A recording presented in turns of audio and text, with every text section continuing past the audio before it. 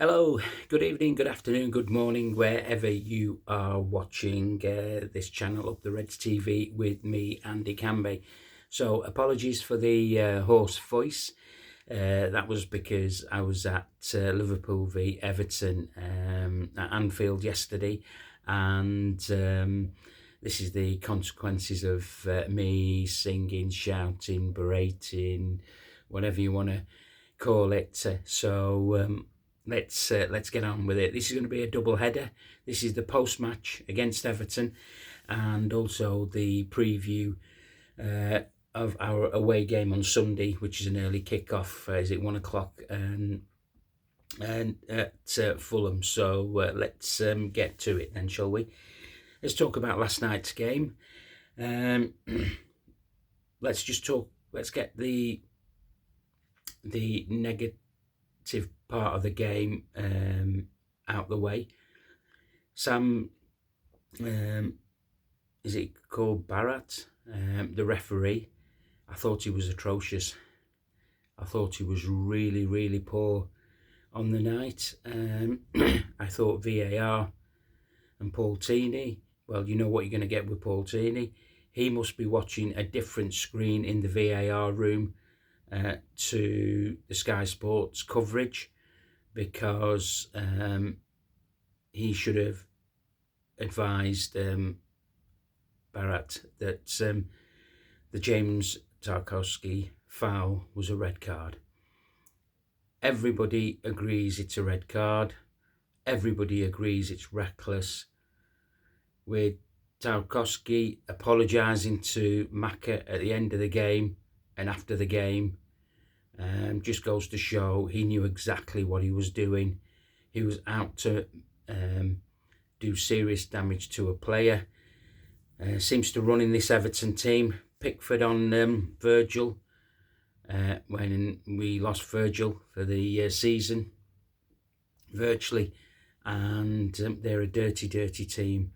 And when is Howard Webb's clowns going to get to grips with that? Look, if that wasn't Maka having his foot planted down, that could have been a breakage, easy. I know it was only 11 minutes into the game, but I know it's a derby. Look, old school tackles like that do not exist in the game. If that was done on a Sunday League pitch, or if that was done on a Saturday League park pitch, there would have been fisticuffs from both teams, because you do not do tackles like that. So, yeah, I just thought the performance from the referee was piss poor.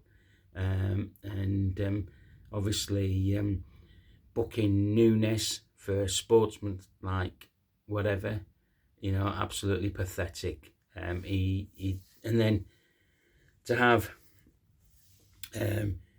PGMOL during the game say yes, that is a obvious error made. It should have been a sending off. It's beyond belief, but they did it secretly. They didn't do it out in the public. They did it on the hush hush, and it came out in the press. Paul Tierney should not be sat in a VAR room. If he is sat in a VAR room, can we have somebody else sat with him? Because he has no idea of what he's doing in a situation like that. Anyway, that's the negativity out the way. There is a bit more, actually, if I'm honest with you. First half, thought we were awful. I did tweet that we were awful. I thought after I tweeted it at full time, it might have been a bit harsh. But looking back at the game today, I don't think it was.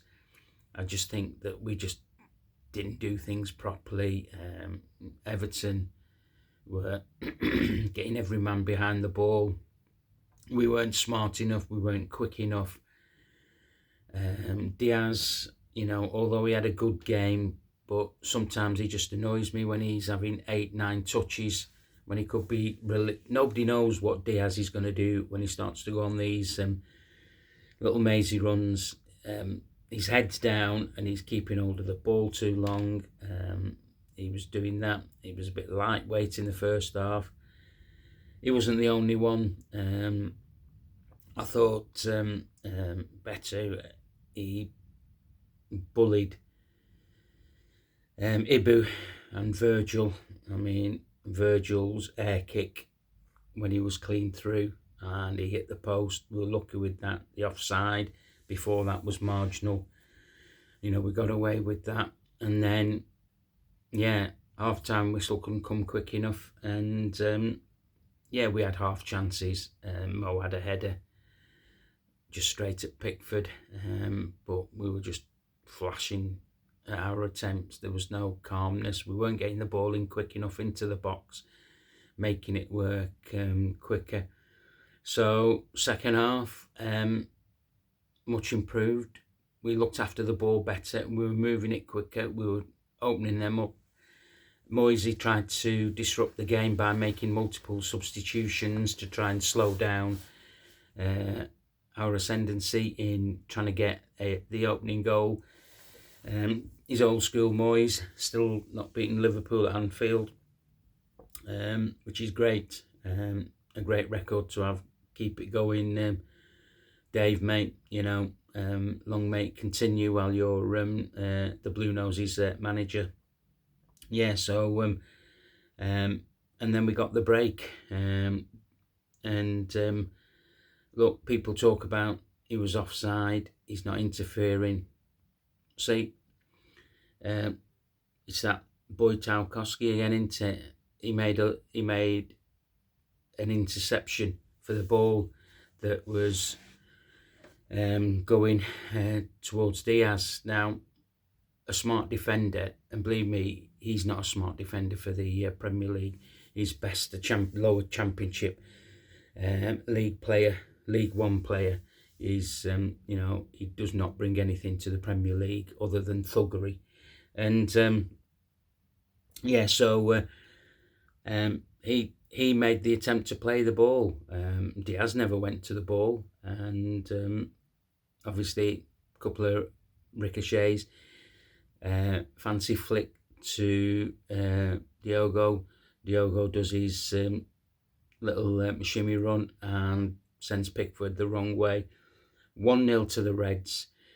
The ground is bouncing. It's bouncing anyway in the first and second half. The crowd were trying to get behind the Reds as much as they could. And then we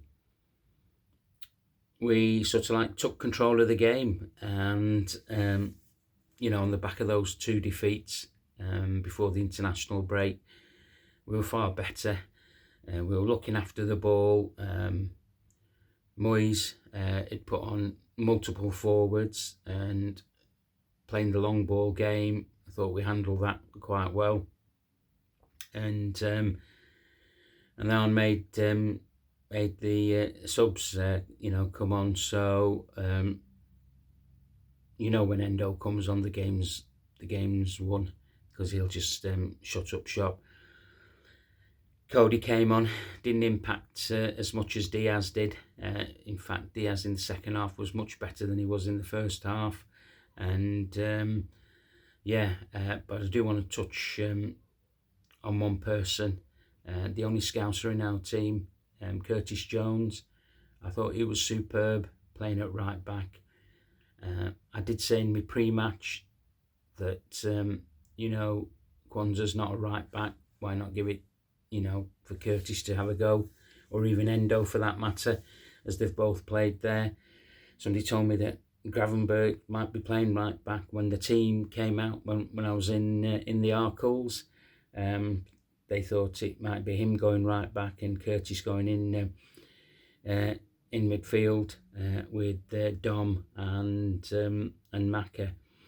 However, that was not the case, and Curtis does things better than Kwanzaa. That's keeping the ball alive, moving it, not playing backwards all the time.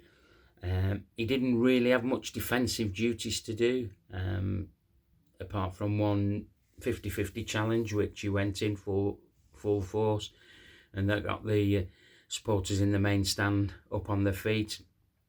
So I thought he had a good game, and I named him man of the match because he now shows he's a versatile player for Liverpool, and I think the more players that we have in the squad like that, it just makes it easier for the gaffer to pick his team. And yeah, I was a bit surprised Ali wasn't in the starting lineup, but that's to do with protocol with concussion and head injuries. Look, he had that head injury.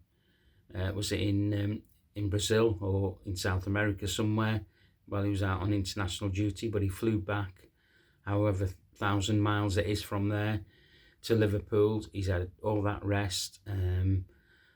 Yeah, it was 10, 11 days ago, and look, he was training all week.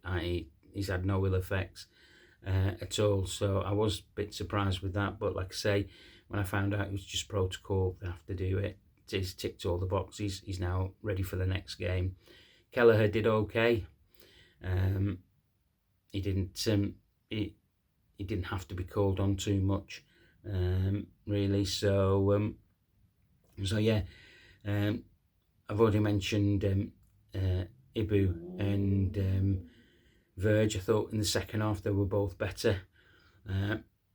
Midfield, Maka was how Maka carried on playing after that when he got injured in that tackle. He's a good testament to his character. I did hear Armslot say he's South American, and they're built a bit different to what other players are that play for the team, which I thought was a good comment to make. Yeah, Dom was just doing the running around. Dom had chances maybe to get shots off, but he didn't. He was just playing the 5-yard pass. So where he could have been doing a bit better as well. Mo, dare I say it, that's probably the third game in a row that he's been non-effective for us. So let's hope he picks up the momentum, in the game at weekend, because we certainly need him to be going at full pelt now between now and the end of the season. Jota did okay first half. He kept on dropping too deep or going out wide. The centre halves of Everton were quite happy for that to happen because they weren't going to be put under pressure. Arne did change it from not having long balls being put over the top for them because they would deal with them.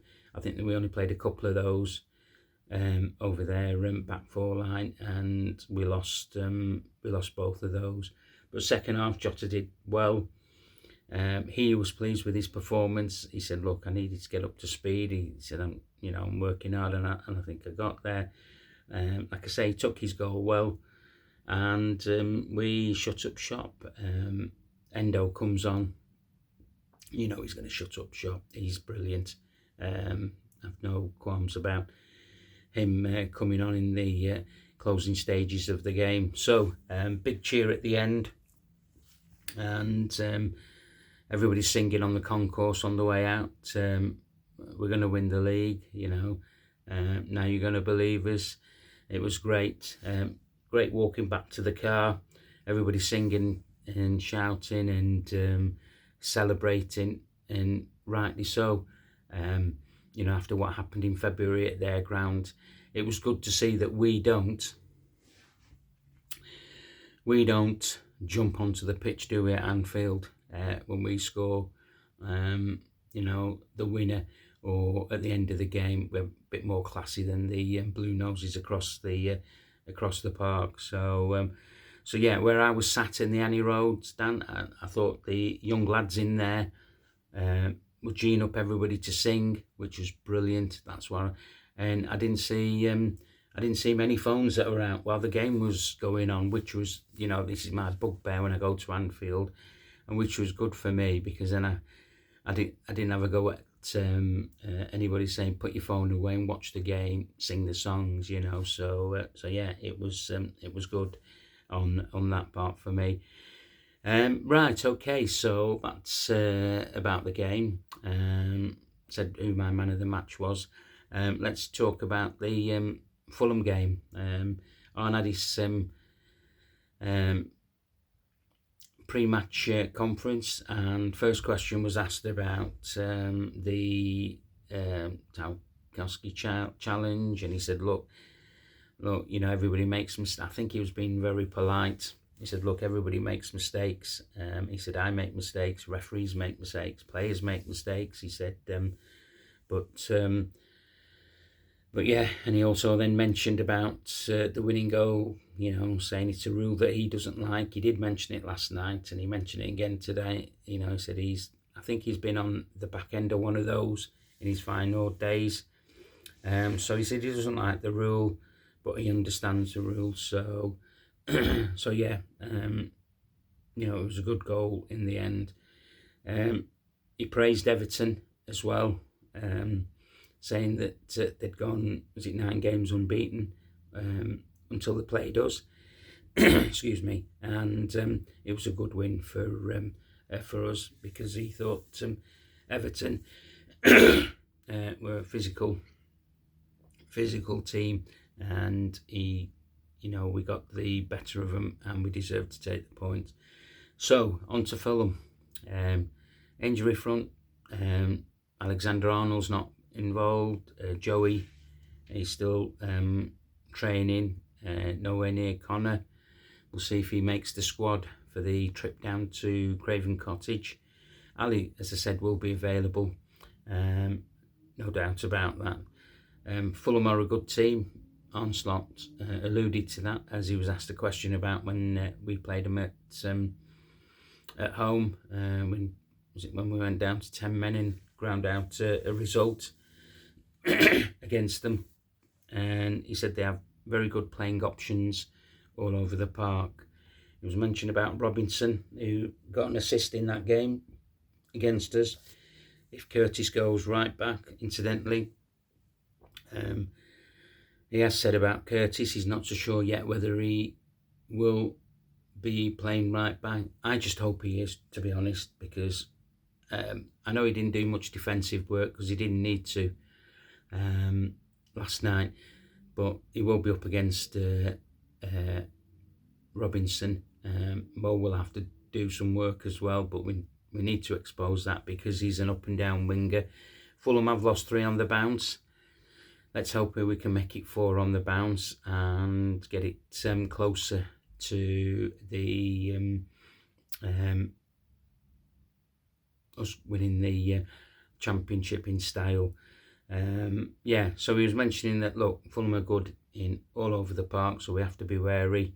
It will be a different challenge to last night because it won't be long ball, it'll be short passing, running off the back markers, etc. So again, we'll have to be strong. It's an early kickoff. We'll have to take it to Fulham.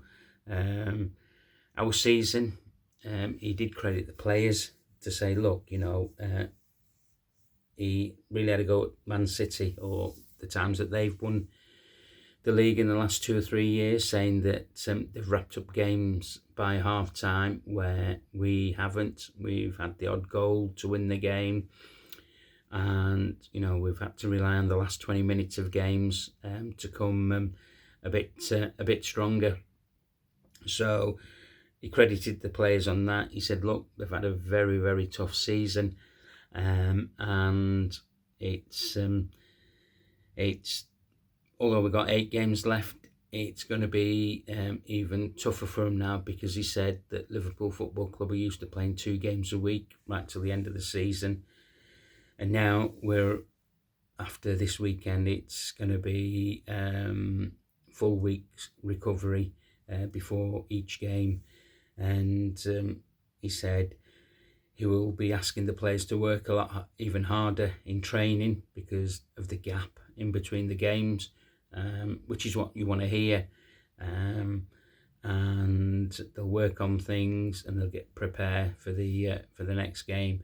So it was 3 points last night. Okay, takes us back up to 12.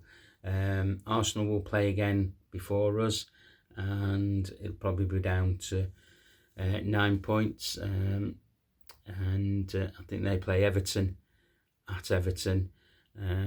So that'll be an interesting encounter. See if Arteta, what type of team he puts out, because they've got Real Madrid, haven't they, in the Champions League midweek? So we'll have to see what he does there. But can I see Everton bouncing back? I'm not so sure.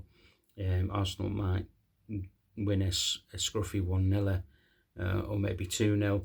But we need to just carry on doing our things, and we need to get a result at Fulham. And I'm hoping that we do get a result. Fulham will be trying to play for the Euro Cup competition places, but they've just faded of late, and let's hope that that carries on. So it'd be interesting what team we're going to pick. My team, obviously Ali in goals. I would stick with Curtis at right back, but you never know with Onslaught. You never know if Curtis will go back into midfield, if Macca's okay from playing that 90 odd minutes of the game yesterday, if he's had no adverse effects from the knocks that he picked up on there. But yeah, Robbo left back, I thought he did okay. Last night I didn't mention him, did I, in the poster on there. Midfield the same, and then let's see what he does. Does he bring